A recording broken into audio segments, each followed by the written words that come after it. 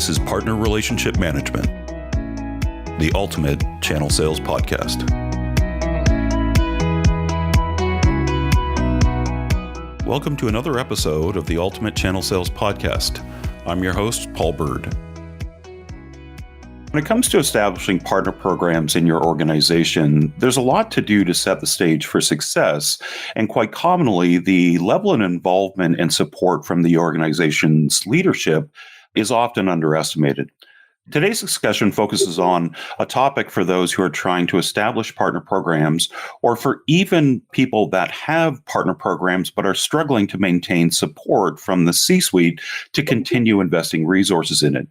And for anyone that missed our previous episode with Dorian Komanek on structuring partner programs as an entrepreneurial pursuit, you may want to have a listen, as it serves as an interesting introductory conversation to today's discussion.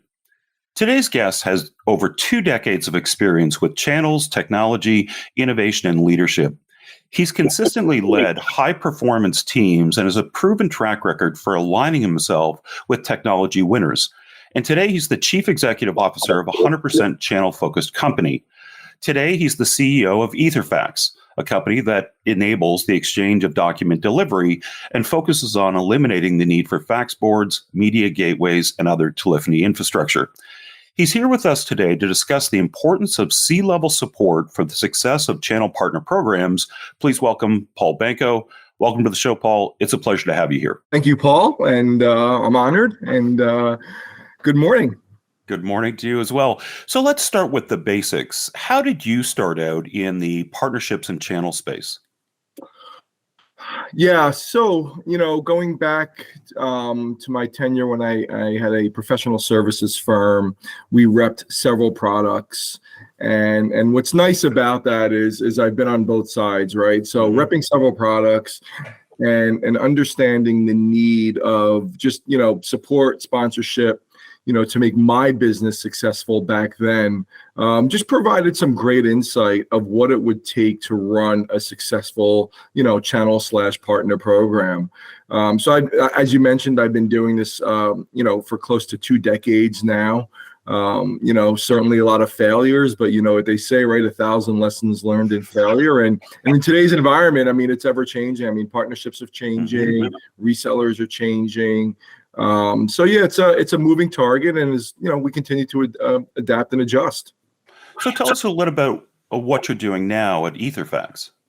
Yeah, so E30 primarily, you said 100%. It's about a 95 to 98% channel-based company, and the reason for that is we can't run everything through the channel for certain accounts, just for whatever reason. But we do ensure that we take care of our partners with that. So we have a worldwide global partner program that has the ability to go in and solution sell with our products and services.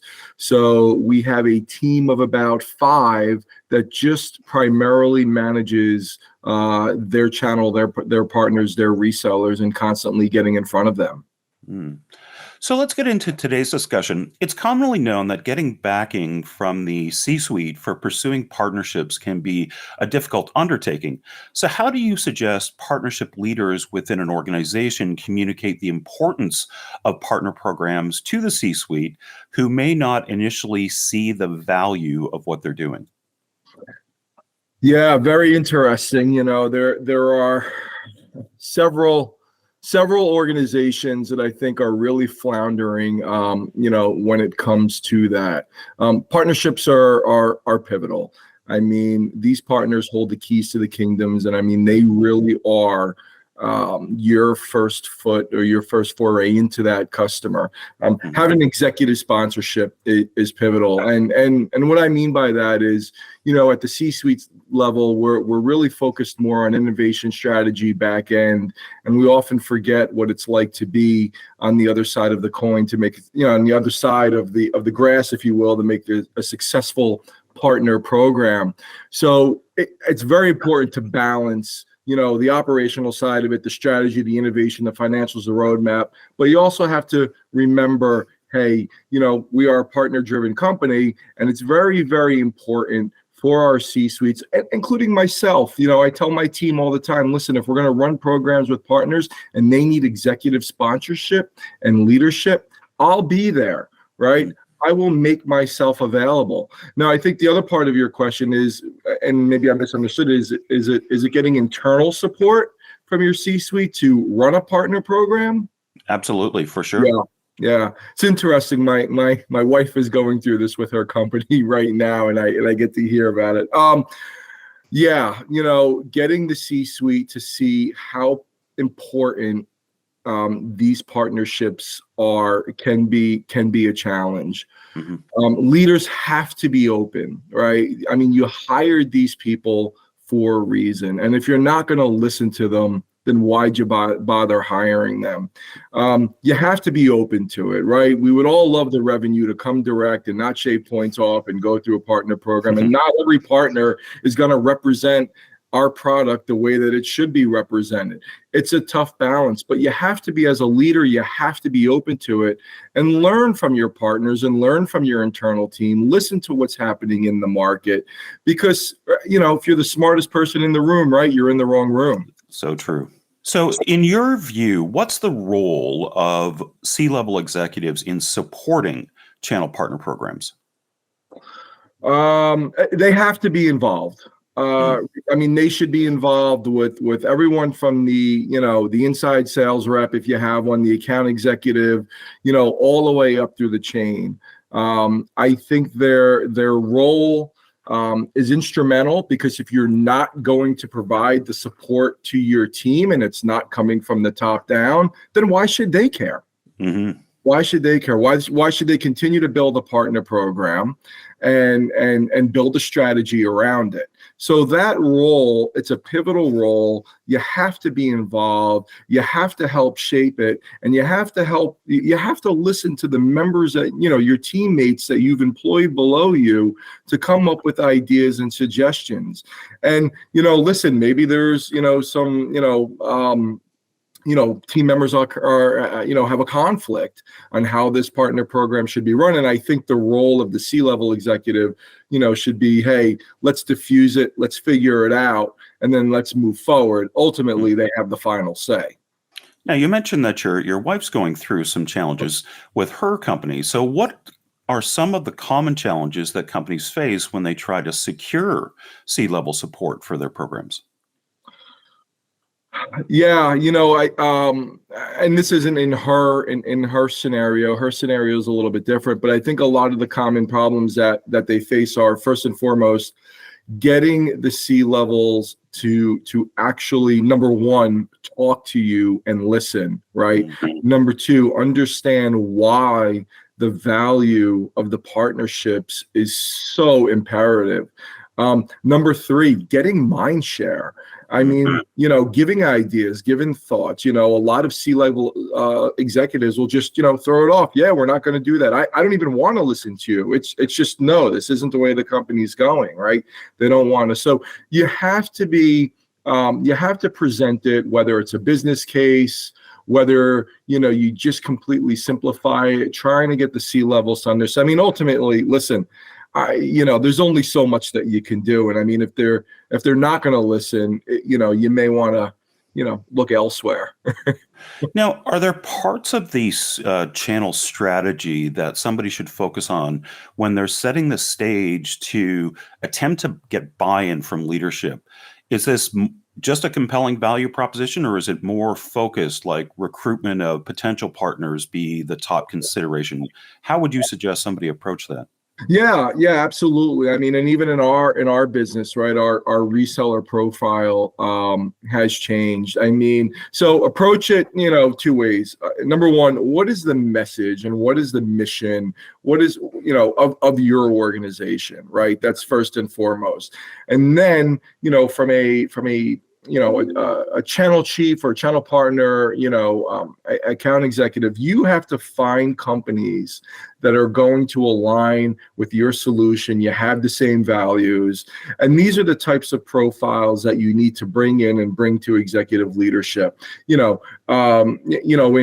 my wife's scenario, right, she manages all the hyperscalers for her organization. So is she going to, look at a small organization? No, they're not going to be valuable, right? But it's, she's going to look at to a large organization that could, certainly enhance their portfolio, help them get in, understand, where they play in the market, their types of customers. It certainly helps your case when going to the C-level saying, hey, this is why we should partner.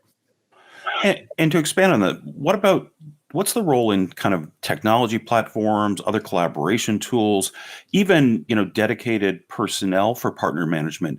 Do you think it's important to have all of that figured out before attempting to get leadership buy-in? I think a lot of it should be figured out. I don't think it's, nobody's crystal ball is working, not that I know of, right? And I think you need to fail to learn. I think you need the overwhelming majority of that, but also, every type of, every organization's different, right? Nobody's DNA is the same, if you will. So you have to have the ability to pivot.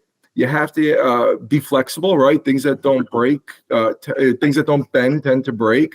So I think you need the overwhelming majority of it. Listen, we've had partner programs for, 10 years, and we're completely in the process of revamping our partner program because, things have changed. Our partners have pivoted. They've transformed. We've learned these are the tools. These are the marketing resources. These are the necessities that we need to provide in order for our partners to be more successful.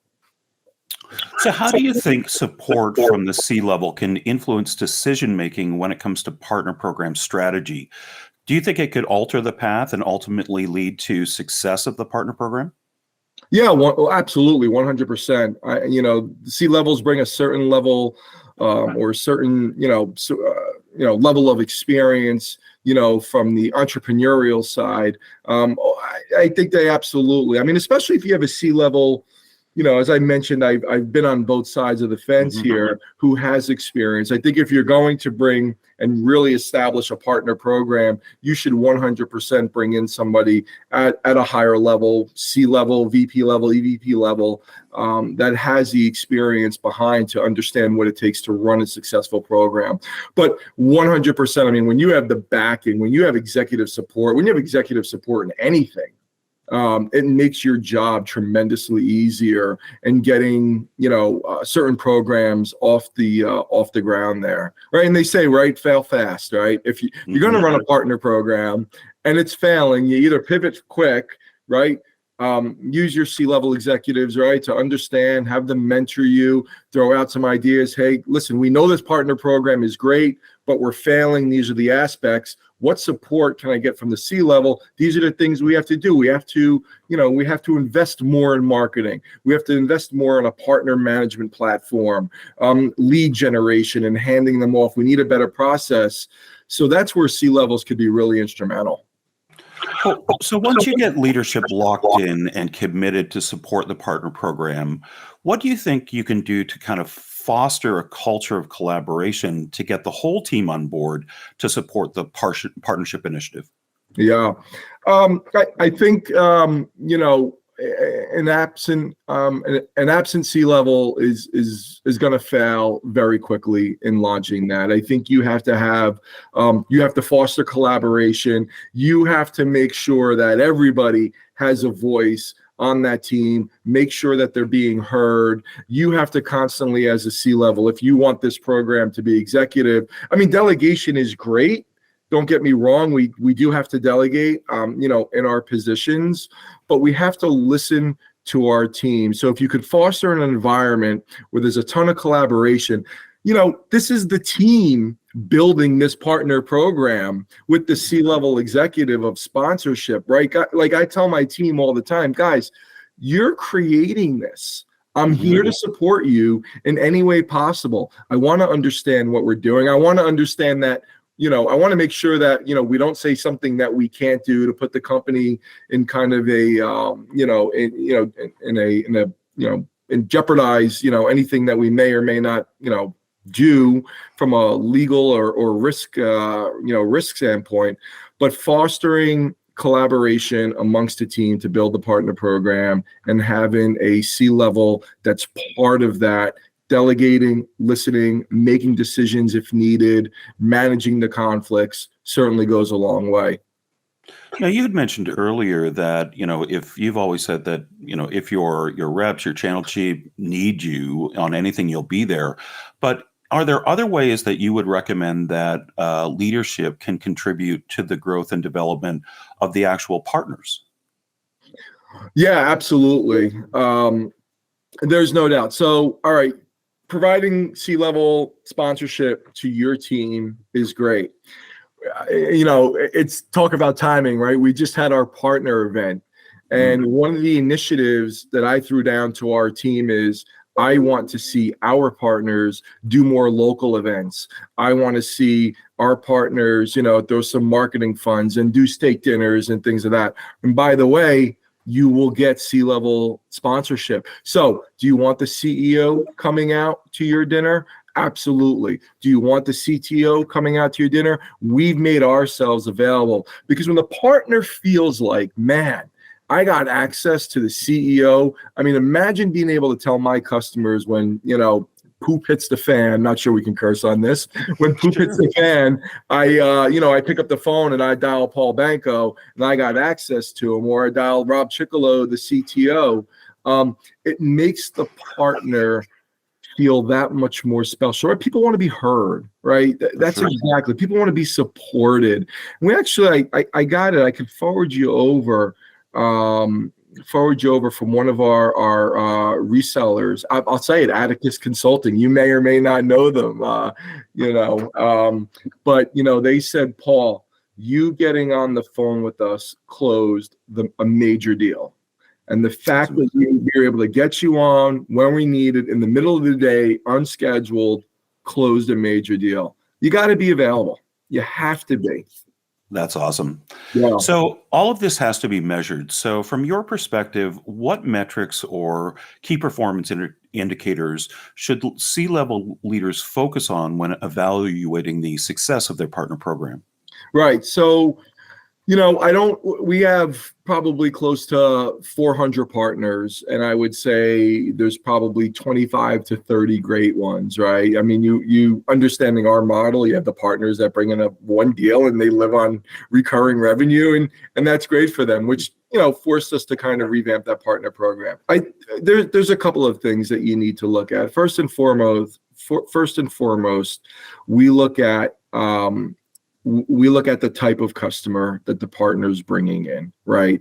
If we provide them a lead, right, what are they closing on, right? If I give you 100 leads, you're closing on 90. I mean, that's a great closing rate, right? Sure. How much support are you needing from us, right? Are you just throwing it over, or are you actually taking the time and investing in the resources needed to make the solution that you're repping for us successful? Number 4, what are the resources? I go back to resources. What are you putting towards it? Are your employees getting compensated, for selling us? Are we on your website? Are we, do you lead with our solution? We understand that of our partners and resellers, they rep several different solutions, but how do they rep us, right? Is business ethics, or, are they an ethical company? Are they doing the right things? These are all indicators outside of just the financial side of it that we look for in a partner. Because when we give a lead to a partner and our account reps say, oh, listen, this is a big customer, which reseller or which partner am I going to go ahead and pass this to? Because ultimately it comes back to the sales rep as well that's managing that. And we want to make sure our partners are successful. Are they getting complaints? Are our customers coming to us saying, hey, I've tried to reach out to the partner several times and the partner's not getting back to me. I don't want to do business with them anymore. Those are a lot of the KPIs that we look at to ensure that we have successful partners. So, what's involved with maintaining a long-term commitment to a partner program, even through challenging times? Mhm. And is there things that you can do to prepare for a situation where you need to convince the C level to keep faith in the original vision? Yeah. So, to answer the first part of your question, what does it take to keep was it a long-term partner or long-term partnership program? A long-term partnership program. Yeah. You constantly have to adapt, first and foremost, and you have to adapt with your partners, and you're not going to be able to adapt to every single one of them, right? I think getting in front of the partners and understanding, because they're first, right? They are on the edge, right? They're the front lines. They're in that customers. They're understanding their customer needs. So constantly being in communication. This is really, really important because I learned at our partner event, like we released a product a year ago, and some of our partners came up to us and like, well, we had no idea about your product. And we were like, well, shame on us. We send out newsletters and emails and all of this, but shame on us for your account rep not calling you and making you aware of this, right? And I'm not saying call every partner. You're not going to be able to do that if you have hundreds of partners, but take your top 20 and constantly make sure that you are in front of them. And whether it be training, whether it's new product releases, hey, let's just get together, right? Let's just get together. Let me fly out there, be constantly in their face. My wife handles the Amazon relationship for her organization, right? As one of the hyperscalers. It's 400 reps. She has to constantly be in front of these reps, constantly. You go without 2 or 3 weeks without talking to these reps, they don't even know who you are anymore, right? So part of that program, part of having a successful program is constantly in communication, and that also makes the partner feel important, right? So if you're in front of them more, right, they're going to feel more important, and whether or not they may feel more pressured to push you more, sell you more, lead you more, I mean, that's up to them to decide. But if you're constantly in their, constantly with them, I don't want to say in their face, but constantly communicating and making them know that you're there, that's going to lead to a long-term partnership and a partnership program. And having the C levels behind that. And also part of that, hey, I got to take a ride out to California. Let me go visit, one of our resellers out there or get on a plane. These are all pivotal. The C level just can't sit behind a desk. Yes, decisions to this, yes, decisions to that. They got to be out in front as well. So when things start to get challenging, how can you kind of prepare and convince, the C-suite to keep faith in the original vision? I mean, a lot of people are experiencing challenging times. I'm seeing some large programs get canceled this year. So how do you kind of reinforce that to get them recommitted almost?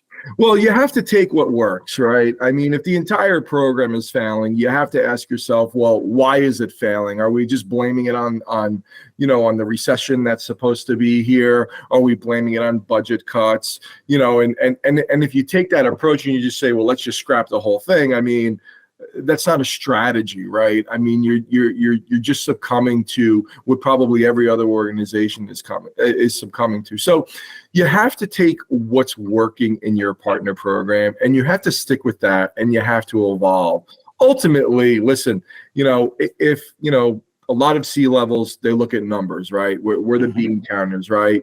I mean, we're bleeding cash. We can't afford to do this. We need to increase margin. And by increasing margin, we're going to take everything direct. I think both you and I know of a company that's done that by firing almost their entire reseller channel. And it hasn't boded well for them.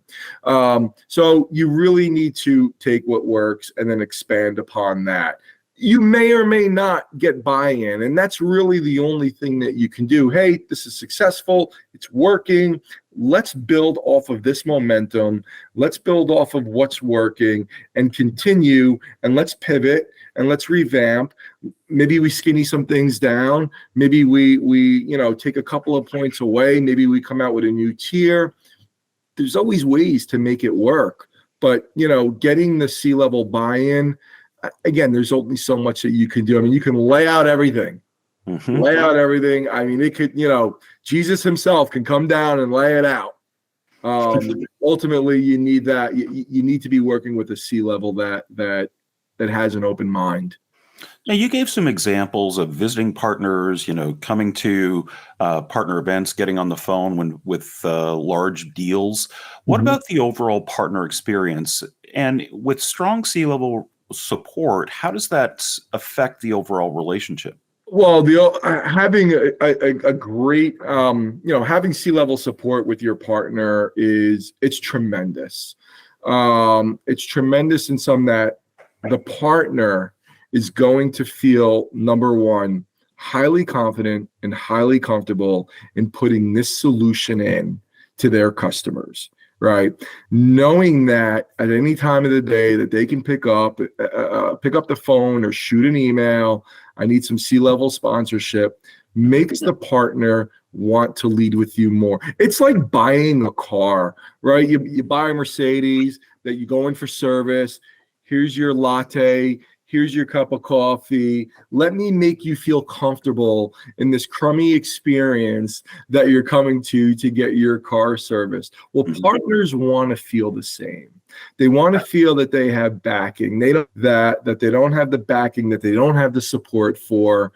So that relationship is that much stronger when you have those relationships at the top.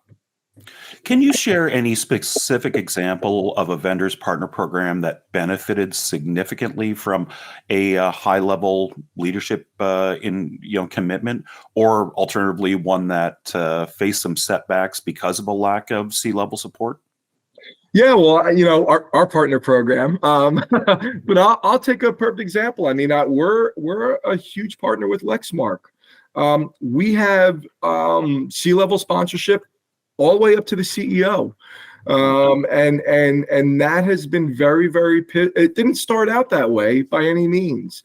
But it was very pivotal for us. I mean, it was very instrumental for us. Now we have executive sponsorship. And what really was nice about that, having that executive sponsorship, is it was pushed down from the top. I mean, it didn't get any higher on, this is our partner. This is what we're going with. This is what we're leading with. I think I don't have any examples. I don't know if I could publicly say any examples of failed leadership or partnership. But a very big competitor of ours did not have executive. Well, I'm sorry. They had executive buy-in of destroying the channel. Wow. They had executive buy-in. They felt that we giving away 45, 50 points. We're going to take that direct and we're going to make up that margin, and we're going to get rid of the overall majority of the resellers, and we're going to keep 2 or 3. We may even buy one of them, which they did. For us, I almost want to send a Christmas card. Thank you very much, because they're feeling the pains of it now. So having a partnership and then destroying a partnership is, I would say, by no means is any strategy. I mean, unless you just don't care about your product, your business, and what you're going to be perceived as. Interesting, but it's even harder when you don't have a partner program. You're so used to selling direct. Now you want to build a partner program. Well, the partners first saying, well, do you guys sell direct? Well, yeah. Well, I'm not going to compete with you, because 9 out of 10 times the customer is going to want to go with the manufacturer or the company direct. So why would I partner with? So now you have to come up with an entirely new program that sends the message, hey, we're more partner focused now. We're not going to compete with you by any means. And if for whatever reason, and we do this, if for whatever reason the customer has to come to us directly and it can't be on your paper, we'll make sure that you're compensated. That's the best approach for sure. So as we start to wrap things up, what would you say is the most essential element for setting the direction of a partner program to ensure its success for a long time to come? There's a couple of answers to that. First and foremost, communication, I think, is key. Having support for the partner program, is also essential. And you need to have the ability to adapt quickly, right? I mean, you have to change, especially if it's a new partner program. You're going to learn a lot of things. So you have to be willing to adapt and to change. And listen, and then you're going to have to manage conflict. I mean, this year more than ever, I feel like that we have had more channel conflict this year in the past 9 years since the inception of the company. I mean, you're going to have, so make sure, number one, you're transparent. Transparency is huge to partners. Some will get it and some won't. And what I mean by that is, hey, we have another partner in there already and we have to protect that partner. We can't let you register this deal, right? You would hope that it's appreciated on both ends. So transparency is key. I would also, going back to communication, if you're going to make changes to your program and you're going to pivot, run it through your partners first. Get their feelings. See how it's going to affect them. I mean, for the one company I was talking about, there were organizations that have built their livelihoods, right? Now, shame on them for some of them not diversifying, but that have built their livelihoods, and the partner program was pulled, and there they are left. So transparency is huge. Having as clear as you can be, roadmap, program, how it's going to benefit the partners, why we just launched a new partner page, by the way, why you should partner with us. All of those things should be really set out clear, before delivering your partner program. Well, this has been really insightful advice, Paul. I thank you very much for being a guest on our show today. It's been a pleasure having you here. Thank you, Paul, very much. All right, guys, thank you for listening to the Ultimate Channel Sales Podcast. Please don't forget to join us next time. For more information, please visit channelsalespodcast.com. If you haven't already, please like and subscribe to our podcast. And if you enjoyed this episode today, please leave us a 5-star rating. From the Apple Podcast app, just select our show, scroll down to the rating and reviews section, and click Write Review. And don't forget to share with your friends or professional network anyone who'd enjoy it. See you next time on the Ultimate Channel Sales Podcast.